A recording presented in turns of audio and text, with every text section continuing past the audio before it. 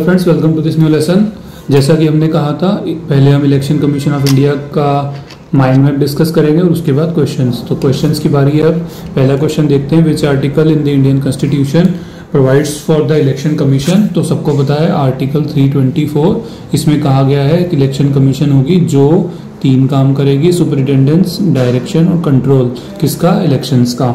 ठीक है, तो यहाँ पढ़ देता हूँ मैं और explanation. Superintendence, direction and control of election to be vested in the election commission. The election commission was established, date बता दो, 25 जनवरी 1950। The body administer election to the Lok Sabha, Rajya Sabha and state legislative assemblies in India and the offices of president and vice president. ठीक है, तो इनके election वो करवाती है। Who was the first chief, second question है, who was the first chief election commissioner of India. तो आप बता दो इजीली, कौन थे आपके? सुकुमार सेन।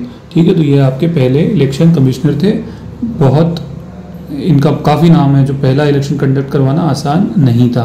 ठीक है, 1951-52 में हमारे पहले इलेक्शन हुए थे और अराउंड 17 करोड़ वोटर्स थे। 17वें जनरल इलेक्शन में 90 करोड़ वोटर्स थे। तो सुकुमार सेन, ठीक है। और अभी कौन है हमारे? सुनील अरोड़ा। तो ये इस तरह से आपको ध्यान रखना है। करंटली कितने मेंबर्स हैं इलेक्शन कमीशन में? तो भैया 3 हैं, लेकिन ऐसा पहले नहीं था।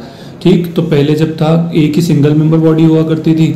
बाद में 16 अक्टूबर 1989 को 2 और ऐड हो गए, तो 3 मेंबर बॉडी हो गई।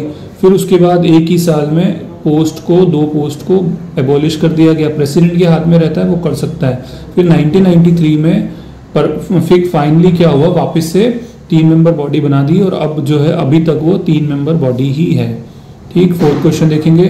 तो इलेक्शन कमीशन ऑफ इंडिया जो है वो किसके इलेक्शन नहीं करवाती? प्रेसिडेंट की करवाती है, हाँ जी करवाती है। वाइस प्रेसिडेंट की भी करवाती है। म्यूनसिपैलिटीज के नहीं करवाती, तो कौन करवाता है? स्टेट इलेक्शन कमीशन करवाती है। ऑल ऑफ द अबव कहाँ से आएगा? तो आंसर क्या हो गया? सी।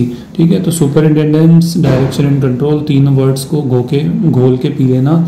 ठीक है, चलो ये भी हो गया हमारा। स्टेट इलेक्शन कमीशन इस अमेंडमेंट से बनी थी, 73rd, 74th। चलो next, who was the first women to become a chief election commissioner of India?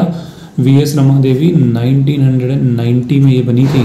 ठीक है, ध्यान रखना है। उसके बाद कोई बनी क्या, कमेंट में बताना मुझे। तो 26 नवंबर 1990 से ये बनी थी पहली। ठीक है, प्रेसिडेंट अपॉइंट करता है। क्वालिफिकेशन मतलब इनकी जो क्वालिफिकेशन कॉन्स्टिट्यूशन में मेंशन नहीं है। कब तक होती है? या तो 6 साल या फिर उनकी एज 65 ईयर्स हो जाए तब तक। ठीक है, और इनको जो सैलरी अलाउंस सब मिलते हैं वो किसके जैसे मिलते हैं? जजेस of supreme court of India. ठीक है, चलो आ जाओ आगे। रजिस्ट्रेशन ऑफ वोटर्स किसकी जिम्मेदारी है? तो इंडिविजुअल वोटर्स की है क्या, कि आपके घर मतलब हमको जाना पड़ेगा? सरकार करवाती है? जी नहीं, इलेक्शन कमीशन ऑफ इंडिया की जिम्मेदारी है कि जो भी वोटर्स हैं उनका रजिस्ट्रेशन हो जाए। ठीक है, तो बहुत से लोग डेथ होती है, उनका नाम हटता है। ठीक है, उसके बाद फिर जो नए 18 से अबव होते हैं उनका होता। आप देखोगे वो सरकारी स्कूल में और कॉलेजेस में और कहीं कहीं जगह, जैसे अलग अलग जगह होती है, इलेक्शन के पहले BLO बैठते हैं। ठीक है, बूथ लेवल ऑफिसर। तो ये सब इनका काम यही होता है। ठीक है, तो ये इस तरह से हो गया हमारा। तो ये इलेक्शन शेड्यूल भी आपकी यही तय करती है। फिर फोटो वोटर कार्ड जिसको हम बोलते हैं। ओके, और पॉलिटिकल पार्टीज को रिकॉग्निशन देना, मतलब state political party, national political party कौन तय करता है? कुछ क्राइटेरियाज है ना, तो उसको इलेक्शन कमीशन ऑफ इंडिया ही तय करता है।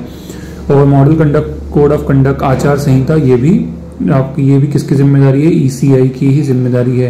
ये कहीं कॉन्स्टिट्यूशन में लिखी हुई नहीं है, ध्यान रखना है। Model code of conduct.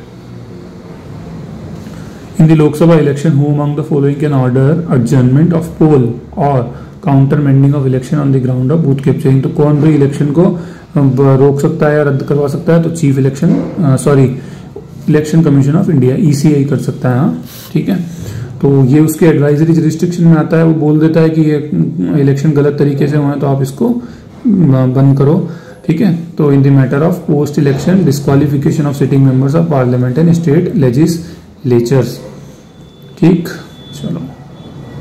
Chief election commissioner कब तक अपना जो ऑफिस होल्ड करता है? 6 साल तक करता है क्या?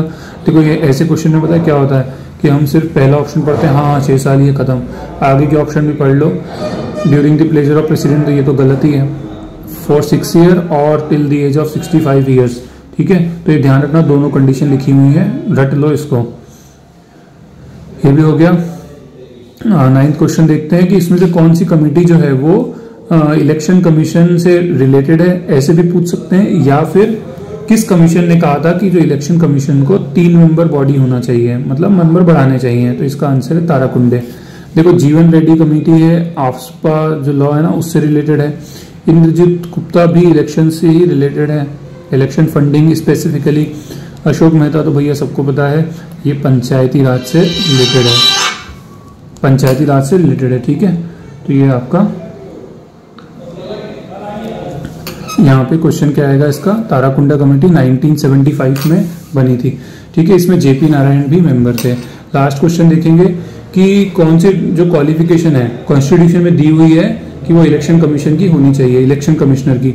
तो देखो ये बहुत बड़ा फ्लॉ है कि कॉन्स्टिट्यूशन में कुछ भी मेंशन नहीं है कि किसी आप जो है सीईसी या ईसी अपॉइंट करो, ठीक है। तो ये बहुत बड़ा फ्लॉ है। और इसके अलावा एक और फ्लॉ ये भी है कि वहां पे कुछ भी वो बाद में भी कोई भी सर्विस गवर्नमेंट ऑफ इंडिया की ज्वाइन कर सकता है। तो ये क्या है, एक फ्लॉ है, ठीक है। 10 क्वेश्चन हमारे पूरे हो गए।